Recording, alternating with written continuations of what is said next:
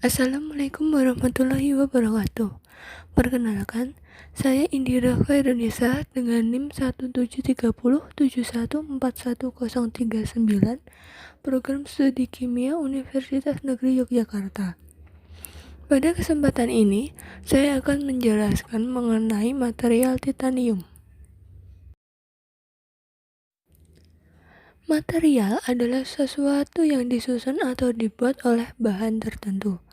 Beberapa jenis material telah lama dikenal oleh manusia sejak lama. Logam telah dipergunakan oleh manusia sejak tahun 3000 sebelum Masehi dan telah dijadikan berbagai macam alat atau perkakas untuk membantu dan memudahkan aktivitas manusia. Titanium adalah logam berlimpah nomor 4 di dunia setelah aluminium, besi, dan magnesium.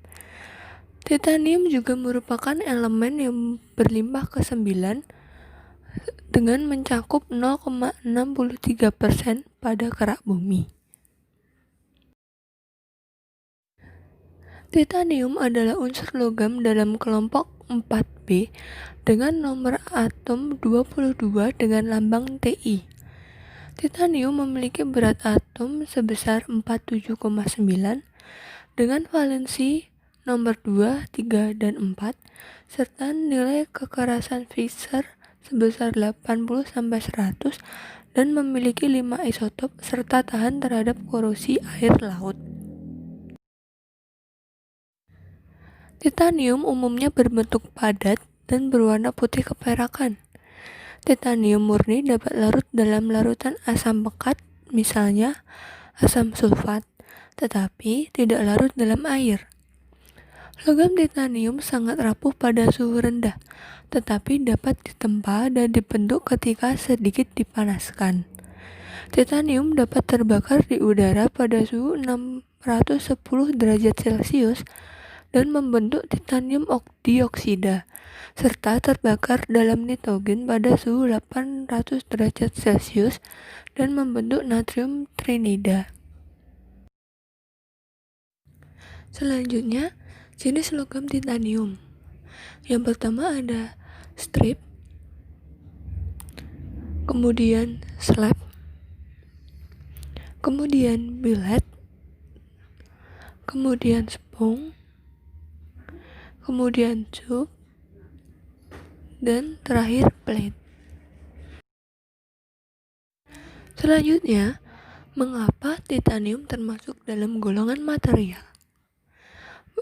Telah diketahui bahwa material diklasifikasikan ke dalam beberapa jenis, yakni logam, keramik, polimer, dan komposit. Material logam memiliki konduktor panas dan listrik yang baik. Tidak hanya itu, material ini juga memiliki sifat-sifat mekanis yang unggul dibandingkan dengan jenis material yang lain. Logam-logam tersebut diklasifikasikan ke dalam istilah ferrous dan non-ferrous. Logam ferrous adalah logam yang berbasis pada besi atau Fe sebagai komponen penyusun utama, sedangkan non-ferrous adalah selain Fe yang menjadi penyusun utamanya. Kelompok logam ferrous dibedakan menjadi baja dan besi tuang. Sedangkan untuk kelompok non-ferrous adalah aluminium, tembaga, timbal, seng, nikel, timah, magnesium, titanium, dan sebagainya. Sehingga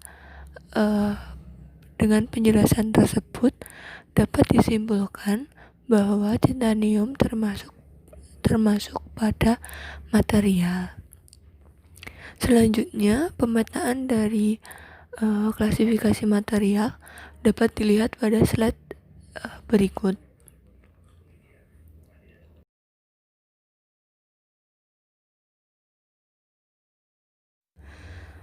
Kemudian, titanium dalam bentuk oksidanya atau TiO2 dapat digunakan sebagai pigmen warna putih untuk cat, kertas, pasta gigi, dan plastik. Titanium dioksida ini Juga digunakan sebagai tabir surya pada produk-produk kosmetik untuk melindungi kulit manusia dari radiasi sinar UV yang membahayakan karena dapat menyebabkan kanker kulit. Titanium dioksida ini juga berfungsi sebagai fotokatalis dalam pengolahan air kotor. Kemudian, apa saja kegunaan dari logam titanium ini? Yang pertama yaitu pada bidang industri dirgantara. Titanium jenis 6Al4V banyak digunakan pada bagian-bagian pesawat seperti firewall, landing gear, exhaust duct pada helikopter, dan hydraulic system. Pada bagian mesin, titanium digunakan pada rotor, kompresor, blades, dan nacelles. Pada bidang industri laut, titanium digunakan untuk pembuatan proper shaft dan rigging, dan juga untuk heat exchanger pada desalator plant. Pada bidang olahraga, logam titanium banyak digunakan pada raket untuk tenis, golf, launching stick golf, cracking hoki, football, dan frame serta pada komponen lainnya. Kemudian bagaimana prospek ke depan mengenai logam titanium ini?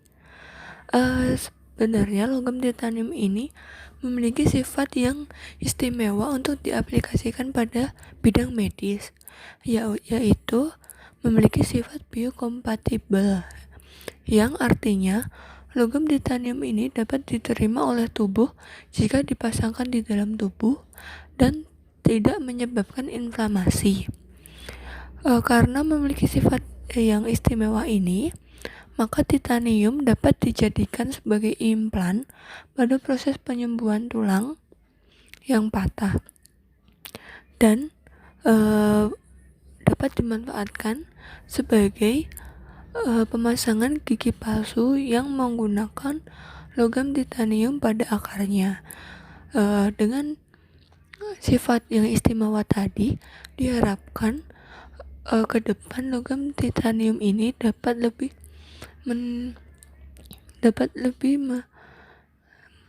membuka peluang pada bidang medis untuk mengembangkan lebih dalam mengenai penggunaan logam titanium ini.